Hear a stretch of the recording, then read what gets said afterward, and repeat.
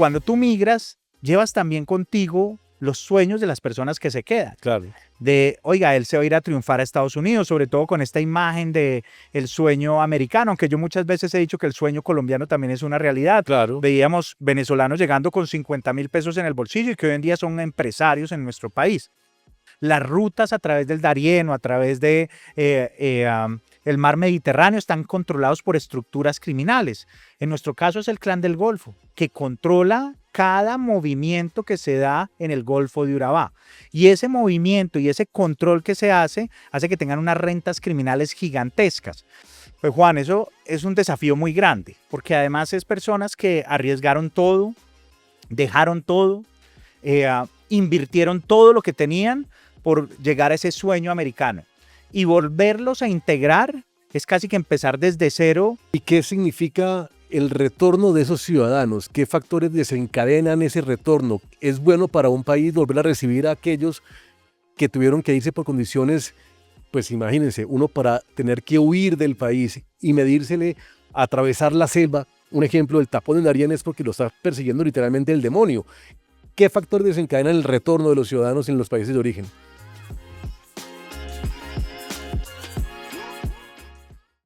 Hola, soy Juan Pablo Vieri. Bienvenidos a este podcast que hacemos desde la Fundación Innovación para el Desarrollo, desde la Fundación I+D. Hoy vamos a hablar de un tema muy interesante que tiene que ver con el volver, que tiene que ver con el regresar, con historias de lucha, historias que hablan de dignidad, pero también historias que hablan de tristeza y también de frustraciones. Vamos a hablar de migración inversa. Un fenómeno que camina silenciosamente por América Latina, pero que ya empieza a hacer ruido en diferentes países del continente. En Colombia tuvimos la oportunidad de vivir ese fenómeno de migración hace apenas unos años, cuando millones de venezolanos salían huyendo del régimen de Nicolás Maduro y escogían a Colombia como país para llegar a cumplir sus sueños o como un país intermedio para poder salir hacia Estados Unidos y coger ruta a otro país que le brindara capacidad de crear esperanzas y de crear nuevos caminos. Para ese tema tan importante nos acompaña aquí Lucas Gómez, una persona que fue y enfrentó directamente el proceso de la migración porque fue el gerente de fronteras en el gobierno del presidente Iván Duque.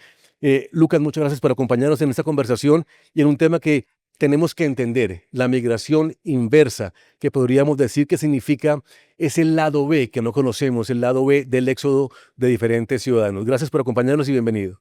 Juan, muchísimas gracias. Muy contento de estar aquí en la Fundación, de contribuir a esta serie de podcasts que se están realizando y sobre todo de hablar de migración, porque finalmente es un fenómeno que para Colombia era desconocido. Durante muchos años nosotros éramos ajenos a lo que significaba la migración. Tuvimos la migración venezolana que alcanzó picos históricos en el año 2018, 2019. Incluso nos generó muchos desafíos durante la pandemia. Y que de alguna manera hoy en día estamos viendo un cambio muy radical en lo que eran los flujos migratorios. Mira que, por ejemplo, una cifra muy interesante, todos tenemos en la cabeza lo que era el tapón del Darién y esa migración de cientos de miles de personas que pasaban por año. Pues hoy en día estamos registrando una reducción de más del 97% de personas en tránsito a través del tapón del Darién. Claro, y de eso tenemos que hablar, Lucas, porque un día pico en el tapón del Darién podían pasar fácilmente 3.000 personas, en su gran mayoría venezolanos, pero también de otros países, pero en su gran mayoría de nacionalidad venezolana, buscando camino y ruta hacia Estados Unidos. Como tú lo dices, un grupo de personas que ha disminuido y que ahora están retornando. Pero antes de hablar de eso, entendamos qué es la migración. La migración se entiende como, muchos creen que es un delito, muchos creen que es un derecho. ¿Qué es la migración? Bueno, Juan, la migración, primero que todo, los seres humanos, la civilización humana como la conocemos hoy en día, se creó a partir de las grandes migraciones. Es donde los pueblos nómadas transitaban a partir de los territorios en donde se encontraban buscando oportunidades. No es nada muy diferente a lo que ocurre hoy en día.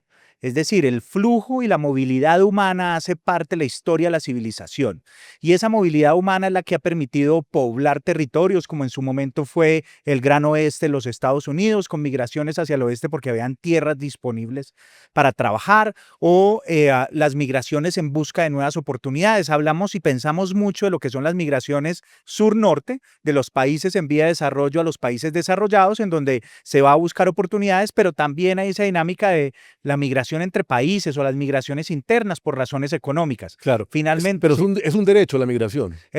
obviamente. Y aquí hay algo que es muy importante y nosotros siempre hemos movilizado esta visión de que no hay ningún ser humano que sea ilegal por el simple hecho de movilizarse y llegar a otro país. Lo que hay son condiciones en las cuales uno debe ingresar de manera regular.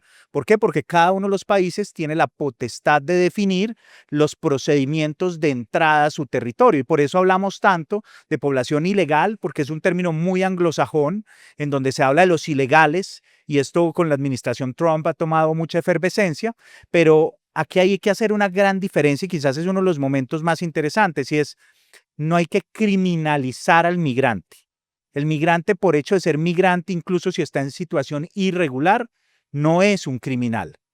Es alguien que está eventualmente en situación irregular, que debe regularizarse y debe cumplir con los procedimientos, pero no ha cometido un delito per se. Y eso es muy importante porque obviamente el endurecimiento de políticas migratorias hace focalizar la atención en todos estos migrantes y llegar a esa visión de criminalización. Sí, y lo que tú decías es, lo vivimos con el gobierno de Donald Trump, muy fuerte con los migrantes y pareciera que en su discurso cada migrante es un delincuente y no es así. Las personas deciden migrar y Colombia recibió más o menos, tú me corregirás, una cifra de 2,5, 2,5 millones de ciudadanos venezolanos, 3 millones de personas que huían del régimen de Nicolás Maduro y que utilizaron a Colombia como puente para llegar o a Estados Unidos o quedarse en Colombia en ciudades intermedias como Bogotá, Medellín, Cali, Cartagena, Santa Marta, para poder desarrollar y cumplir sus sueños. Después de 5 años, 8 años, esas personas eh, empiezan a retornar. Hablemos del ejemplo de Colombia hacia Venezuela y después nos vamos de Estados Unidos hacia otros países de origen. ¿Qué es lo que hace retornar a las personas después de habérsela jugado, de haberse jugado la vida entera y de haber puesto su camino, su vida entera en una maleta? Juan, esta conversación es muy interesante porque obviamente de Venezuela han salido alrededor de 9 millones de venezolanos, de los cuales casi el 70% ha pasado por Colombia, utilizándolo como país de tránsito o decidiendo hacer su vida en nuestro país. Hoy en día las cifras nos muestran que estamos alrededor de 3 millones de migrantes venezolanos que están hoy en día en Colombia, algunos en situación regular gracias al Estatuto Temporal de Protección que sacamos en el año 2021, gracias a la visión que tuvimos de acoger a nuestros hermanos y hermanas venezolanas, porque también era lo correcto para hacer. Nosotros tenemos más de 2.200 kilómetros de frontera con Venezuela, y era un gesto de hermandad y fraternidad con aquellos que el régimen de Nicolás Maduro estaba oprimiendo, y oprimiéndolo no solamente desde un punto de vista político, sino quitándoles todas oportunidades de tener un futuro mejor. Anulándolos prácticamente. Claro, anulándolos. O sea, hay estadísticas tremendas que hablan de que en los, digamos, últimos 10 años, los venezolanos han perdido en promedio más de 17 kilos. Eso es una cosa impresionante que habla de las condiciones de vida en las cuales están y que vinieron a nuestro país y que pasaron por nuestro país buscando un futuro mejor para ellos y sus familias. Entonces, este es un primer elemento que hace que obviamente tendrían que salir y buscar nuevas oportunidades, pero también las condiciones han cambiado y han cambiado, digamos, por esa vocación, en algunos casos de retornar. También hay una migración inversa que sea de Colombia hacia Venezuela o de otros países latinoamericanos, de venezolanos que estaban y que están regresando hacia Venezuela. A veces las estadísticas no son muy fáciles de identificar, sobre todo porque desde el punto de vista del régimen de Nicolás Maduro no hay claridad en las cifras. Ellos quieren hablar de un retorno masivo, pero la verdad es que las oportunidades en Venezuela y las condiciones de vida no han cambiado lo suficiente. Por el contrario, desde el punto de vista político se han endurecido cada vez más, pero hay unos retornos de personas que probaron suerte tal vez en otro país y que dijeron, como en muchos casos, lo que se da con los retornos de los migrantes alrededor del mundo, tal vez estoy mejor en mi casa. Ese es un primer movimiento. Sin embargo, Lo que sí hemos visto es también muchos de esos migrantes que estaban en Colombia, venezolanos que estaban en Colombia, en Perú, en Ecuador, en Chile, que se fueron hacia los Estados Unidos y con el endurecimiento de las políticas migratorias en Estados Unidos han regresado a esos países de acogida. Ese patrón de migración inversa, ¿cuándo empieza? ¿Con el fenómeno de Estados Unidos con Trump? Claro, digamos que la migración inversa, cuando uno se refiere a ella, son las personas que retornan a su país de origen o incluso a un país de acogida, a un Sí. tercer país. Entonces, en ese sentido, ese retorno siempre se ha dado, porque finalmente hay, por ejemplo, migrantes que van por temas de estudio, terminan sus estudios, regresan a su país de origen y eso se convierte en migración inversa. ¿Qué hemos visto? Que los flujos migratorios tan altos que vimos durante el año 2024, durante el año 2023, durante el año 2022, de más de 1 millón de personas llegando a la frontera sur de los Estados Unidos, más de 500.000 personas atravesando el tapón del Darién, se quedaron sin oportunidades de seguir hacia los Estados Unidos. Hubo un endurecimiento en la frontera sur, incluso con un despliegue muy grande de fuerzas militares mexicanas en transacciones que hicieron entre Estados Unidos y México.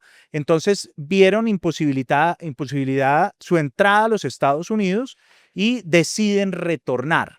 Y ese retorno que se dio de cientos de miles de personas, a veces, digamos, por medio aéreo, por deportaciones que hizo el Estado mexicano hacia otros países, o también caminando en sentido inverso, atravesando el tapón del Darién, que todos pensábamos que era un infierno en la tierra, pues volvieron a atravesar ese infierno en la tierra y están retornando a Colombia, a Ecuador, algunos a Venezuela, pero en su gran mayoría se quedan concentrados en los países de acogida en nuestro territorio. ¿Y qué significa el retorno de esos ciudadanos? ¿Qué factores desencadenan ese retorno? ¿Es bueno para un país volver a recibir a aquellos que tuvieron que irse por condiciones, pues imagínense, uno para tener que huir del país y medírsele, atravesar la selva? Un ejemplo, el tapón del Darién es porque lo está persiguiendo literalmente el demonio. ¿Qué factores desencadenan el retorno de los ciudadanos en los países de origen? Pues Juan, eso es un desafío muy grande, porque además es personas que arriesgaron todo, dejaron todo, invirtieron todo lo que tenían por llegar a ese sueño americano. Y volverlos a integrar es casi que empezar desde cero. Por ejemplo, para el Estado colombiano, lo que vimos de estas personas que llegaban de Venezuela en condiciones muy paupérrimas, en una alta vulnerabilidad, en donde pudieron encontrar algunas oportunidades, pero sintieron que necesitaban ir por más, porque finalmente esa es una condición del migrante.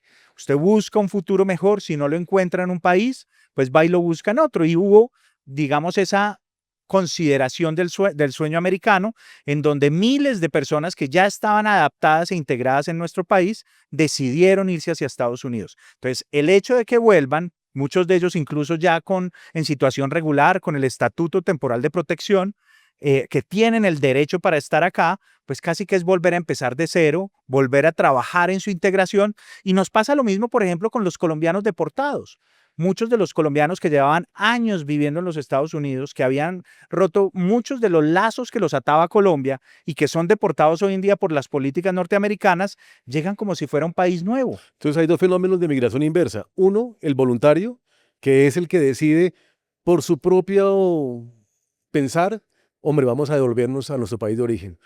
Y el obligatorio, De el acuerdo. que está siendo obligado, presionado por autoridades o temeroso de que las autoridades lo capturen y decide retornar. ¿Cuál es el fenómeno que más resorte tiene en Colombia? ¿De cuál estamos hablando en la migración No, inversa? digamos que lo más visible son las personas que son retornadas de manera forzosa. ¿Por qué? Porque hoy en día estamos viendo aviones de colombianos deportados, incluso de venezolanos deportados con estatus regular en Colombia, que llegan a Colombia, y eso es lo más visible, porque son las personas que han sido identificadas, que se ven. Pero yo creo que lo más silencioso es todas estas personas que tenían una vida en los Estados Unidos, pero que hoy en día sienten miedo y hacen lo que incluso en la administración de Donald Trump se está manejando, lo que se llama la autodeportación. Yo ya no estoy cómodo aquí, no pude regularizarme, entonces hago lo necesario para regresar a mi país de origen. Y al regresar a ese país de origen, es lo que te decía hace un momento, muchas de las personas no tienen los mismos lazos que tenían antes. incluso pongámoslo en temas de trabajo, el networking se les perdió porque llevan 5 o 6 años viviendo en los Estados Unidos, algunos muchos años más, y llegan aquí, están desconectados. Familiares que han muerto. Familiares que han muerto. Por ejemplo, con la población haitiana teníamos unos fenómenos muy interesantes de haitianos que llevaban mucho tiempo viviendo en Brasil y en Chile, que decidieron ir hacia los Estados Unidos, pasando el tapón del Darién, y que llegaban a Estados Unidos, los deportaban a Haití y decían, oiga, es que nosotros hace mucho tiempo salimos de acá, mis hijos nacieron en Chile, no hablan ni siquiera creol, Encuentran otro país, y se además. encuentran en otro país completamente. ¿Existen políticas de reintegración ante el fenómeno de migración inversa? Pues se ha intentado hacer algunos esquemas. Por ejemplo, en El Salvador, en los años 2000, al inicio de los años 2000, se crearon unos centros de reintegración para los salvadoreños deportados, particularmente de Los Ángeles y de toda la costa este de los Estados Unidos. Se hicieron unos centros de reintegración. En Ecuador tienen justamente una dirección en el Ministerio de Relaciones Exteriores que trabaja sobre la movilidad humana de los ecuatorianos en el exterior. Nosotros tenemos el programa Colombia nos une, pero realmente estaba orientado para otro tipo de dinámicas, era más como para conectar esa fuga de cerebros para la población que estaba en el exterior, para ver cómo regresaban, pero frente a este fenómeno actual que estamos viviendo, no tenemos muchas herramientas. Y uno siente que en este gobierno actual no hay una disposición para trabajar realmente en una reintegración de nuestros propios conciudadanos. ¿Qué lugar ocupa Colombia en ese mapa de la migración inversa en América Latina? Pues mira, ese también es un debate muy grande frente al tema de cifras, porque obviamente se concentra en muchas ocasiones en el área centroamericana. De alguna manera, las deportaciones más importantes que se están dando vienen hacia países como Guatemala, El Salvador, Nicaragua, Honduras, el mismo México. Entonces, no estamos en esa primera posición. Luego viene la población venezolana. O sea, primero está México, Haití. Tenemos México, Haití no está tan metido en el tema de migración inversa, sobre todo porque muchos de los haitianos entraron e ingresaron antes de que empezara la administración de Donald Trump, lograron de alguna manera acogerse a algunos de los programas Parol que tenía la administración de Joe Biden, y están en situación relativamente regular. Claro, hay unos anuncios por parte de la administración Trump de anular esas concesiones que se le estaba dando a los nicaragüenses, a los haitianos, a los venezolanos y a los salvadoreños. En un momento particular se están anulando, entonces estamos viendo también flujos de retorno. Por ejemplo, hay muchos de los venezolanos, casi 500,000 que se habían adoptado este estatuto temporal de protección que había hecho los Estados Unidos, han recibido en las últimas semanas notificaciones de que su estatus se ha cancelado y que deben regresar a su país. Entonces, vemos unas cifras muy importantes. Colombianos también. De colombianos estamos hablando en este inicio de año alrededor de unos 25,000, 30,000 que han regresado, que son cifras también ya muy... ¿Regresado de dónde? ¿De Estados Unidos? De los Estados Unidos. En su gran mayoría. ¿Existe un modelo exitoso que se haya implementado en algún país frente a la migración inversa? Juan, también es complicado decirlo. Yo creo que Ecuador ha intentado hacer cosas muy interesantes porque ellos ya tenían experiencia frente al tema de migración ecuatoriana en España, de muchos que retornaron en un momento determinado y que buscaron, digamos, ser acogidos por el Estado ecuatoriano nuevamente. Yo creo que finalmente lo que está haciendo El Salvador, con las políticas que está implementando el presidente Bukele, de gran cercanía con el gobierno y la administración Trump, ha logrado tener como una transición más fácil y sobre todo porque traía consigo esa memoria de las actividades que se habían hecho a inicios de los años 2000. Y yo creo que otro país que podríamos destacar es México, porque México en el marco de sus negociaciones ha logrado entrar en condiciones de tener unas migraciones estacionarias, es decir, que retornen voluntariamente, el Estado mexicano se hace cargo durante unos meses de esa población migrante, pero con la promesa de que van a regresar a los Estados Unidos, por ejemplo, a trabajar en la agricultura, a recoger las fresas, a recoger las naranjas en California. Entonces, eso ha permitido que esa transición sea más fácil. Yo siento que los otros países estamos un poco dejando a esta migración inversa un poco abandonada y sobre todo los venezolanos. Los venezolanos, claro, vemos las imágenes del presidente Maduro y de la cúpula del régimen de Nicolás Maduro recibiendo a estas personas que pasaron por las cárceles en El Salvador, pero esos son números muy pequeños comparado con los grandes flujos de migrantes venezolanos que han tenido que por su propia cuenta encontrar un nuevo lugar para instalarse, ya sea en Centroamérica o muchos de ellos han llegado a Colombia. La persona que decide regresar, la edad promedio que donde se plantea esa posibilidad de volver a empezar literalmente desde donde empezó, de donde nació. ¿Cuál es la edad promedio que tiene una persona para enfrentarse a ese nuevo reto otra vez? Pues mira, hay algo muy interesante y es que cuando uno ve los flujos migratorios, sobre todo los últimos 3 años, yendo hacia los Estados Unidos, estábamos hablando de una población entre los 25 y 40 años. Esta población que iba a empezar una vida allá.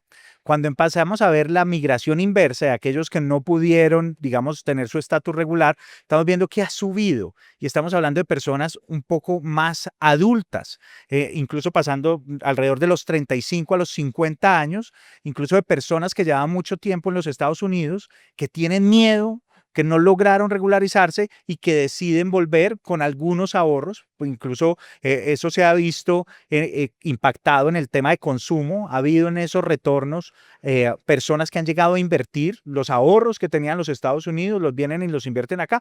Por eso no hay que verlos siempre de todo mal, porque son personas que también pues, no pudieron cumplir con el sueño americano, pero que de alguna manera pueden volver a empezar acá. ¿Que es difícil? Es muy difícil. Y que hay que implementar políticas cada vez más progresistas en ese sentido, es un llamado que hay que hacer a todos los gobiernos de la región y particularmente al gobierno colombiano. Hablábamos al principio de esta charla de lo que significa el paso del migrante, que siempre lleva una carga emocional pesadísima, enorme, porque en su espalda siempre hay una persecución, hay una amenaza, hay una quiebra, hay una desilusión, hay frustración, pero de un momento a otro se llenan de valentía y miran hacia el norte y deciden migrar buscando nuevos espacios. Ahora, si no se logra en ese espacio donde llegan a Estados Unidos, para poner un ejemplo, y tienen que retornar nuevamente, se vuelven a revictimizar estas personas. El estado emocional de una persona que hace migración inversa, si no cumplió sus expectativas, ¿cuál es? No, la salud mental de los migrantes es uno de los temas más significativos cuando uno trabaja frente al tema migratorio. Porque por una parte no es lo mismo migrar cuando tú quieres, que tu sueño ha sido ir a estudiar a Estados Unidos o ir a estudiar a Europa y lograste por los medios que tenías hacerlo, entonces que vas cargado de sueños, a migrar porque te tocó y porque te obligó las condiciones de vida. Cuando tú hablas con muchos, por ejemplo, de los migrantes venezolanos que nosotros teníamos la oportunidad de trabajar con ellos, muchos de ellos añoraban su tierra. Siempre pensaban que si las condiciones hubieran sido diferentes, se hubieran quedado.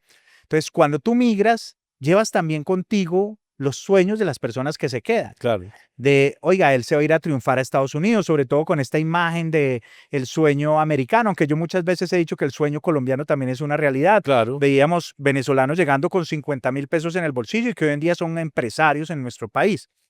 Pero ese miedo al fracaso y a la manera como te van a percibir afecta muchísimo la salud mental de los migrantes. ¿Por qué?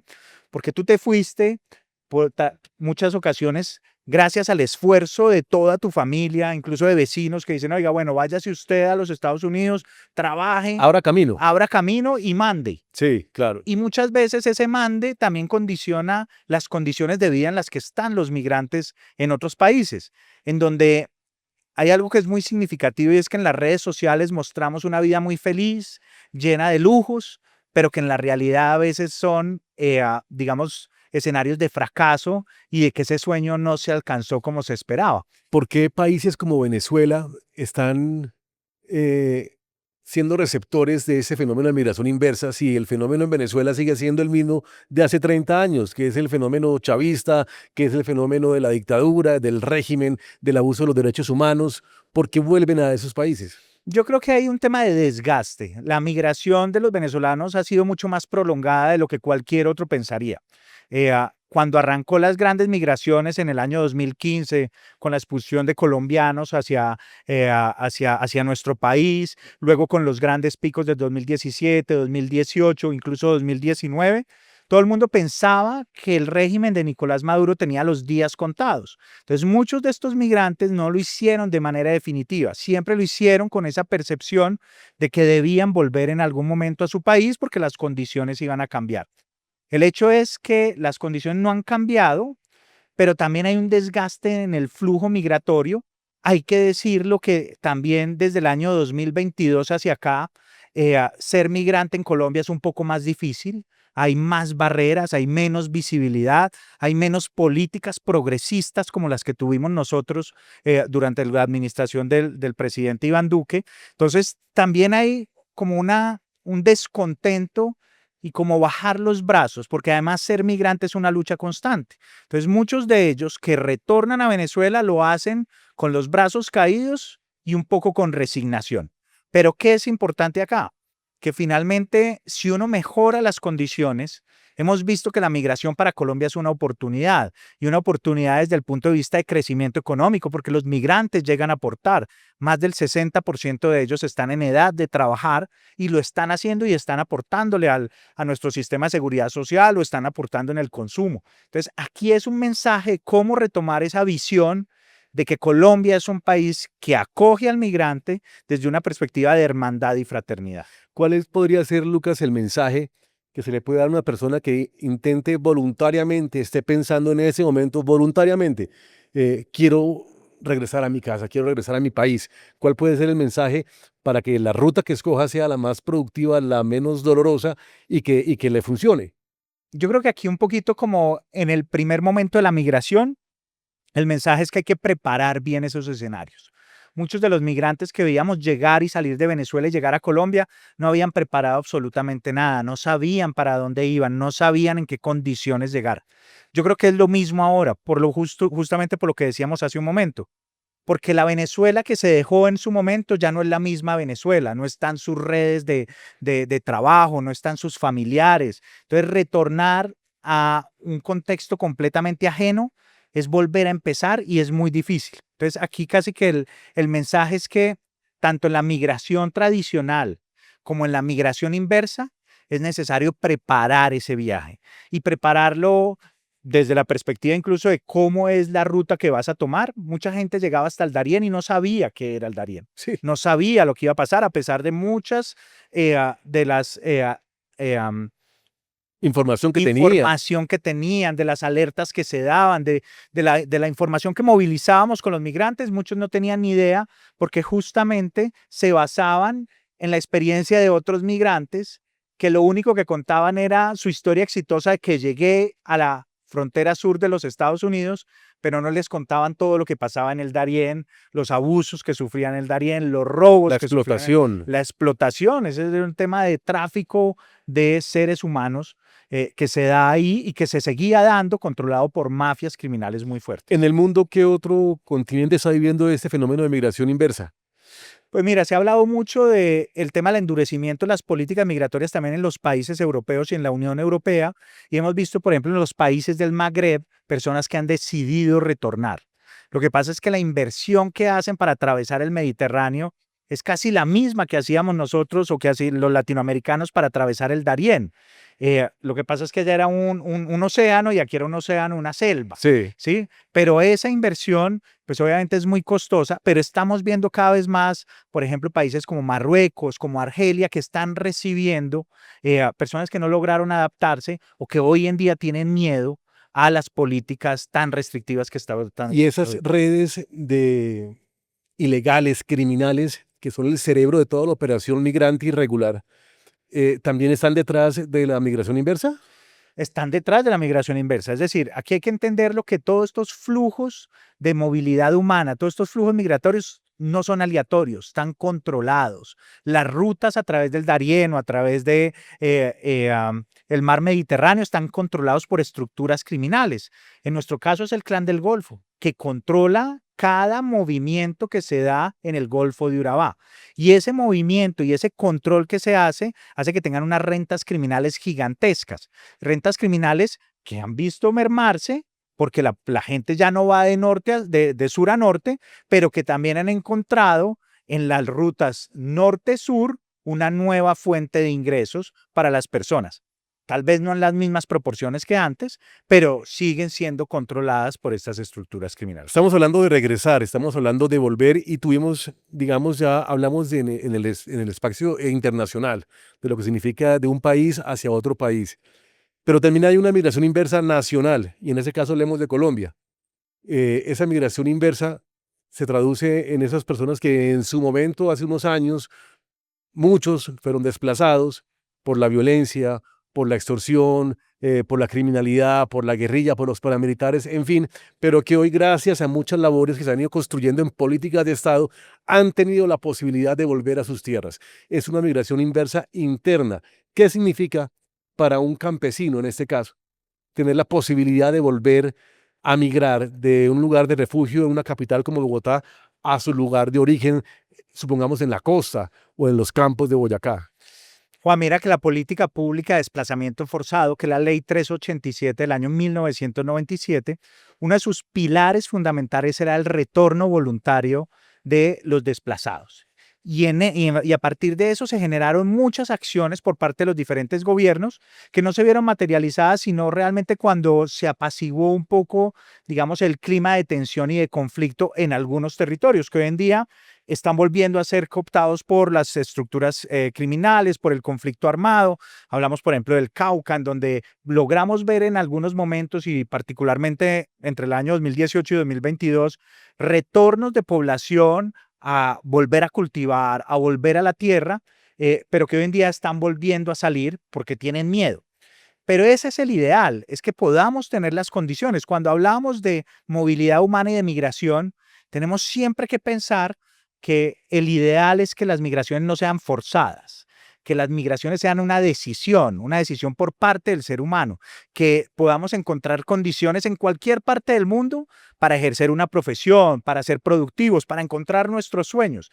Y yo creo que ahí, desde esa perspectiva de política pública, es algo sobre lo cual hay que trabajar mucho más, porque finalmente uno se imagina en muchas ocasiones que el campesino quiere volver a su tierra, que el campesino quiere volver a cultivar y necesitamos promover eso. También es algo muy particular y es que muchas veces ya llevamos mucho tiempo desplazado, viviendo, por ejemplo, en una ciudad como Bogotá. Hemos creado lazos, hemos creado familia, tenemos hijos que nacieron de pronto en el campo y que llegaron a la ciudad y que hoy en día son más citadinos que rurales. Y entonces en ese sentido también hay choques que hay que favorecer y hay que promover políticas que permitan encontrar digamos, los elementos necesarios para que esos niños o esos jóvenes puedan desarrollarse de la misma manera en el campo de la ruralidad o en una ciudad como Bogotá o como Medellín o cualquier Claro, otro porque ahí lo país. importante sería no romper los vínculos.